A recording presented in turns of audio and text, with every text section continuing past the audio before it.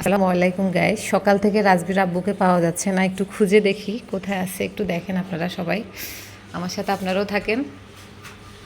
এই তুমি কি করো? রুটি বানাচ্ছি। আল্লাহ, কেন? এটা তো তোমার কাজ না, এটা তো আমার কাজ। দাও দাও দাও দাও। তোমার কাজ ঠিক আছে, আমিও মাশাআল্লাহ, তুমি তো সুন্দর রুটি বানাচ্ছ। রুটিগুলো বেলছে কে রে? বেলি তুমি গেছো হ্যাঁ তো দেখতেছি তুমি মাশাআল্লাহ, সুন্দর হয়েছে তো দেখছি। গাইস দেখছেন আপনার ভাইয়ের হাতের রুটি? আপনার ভাই কিন্তু ভালো রান্নাও করতে জানে। আমি যে রাঁধতে পারি না তা না, আপনার ভাই কিন্তু খুব ভালো রাঁধতে পারে। বানাই ফেলতেছি, আরে ক্ষুধা লাগছে, তুমি নাই যখন। আর আমি তো সকালবেলা অনেক ব্যস্ত থাকি, তোমার ছেলেকে নাস্তা টাস্তা খাওয়া, স্কুলে দিয়ে আসা, সব কিছুরই তো একটা চাপ। এসে তো আমি নাস্তা বানাইতাম তোমার জন্য, তুমি কেন করে ফেলতেছো? ঘুম ভেঙে গেছে তো তো দেখতেছি তুমি নাই। হ্যাঁ। আমারও ক্ষুধা লাগছে, হুম।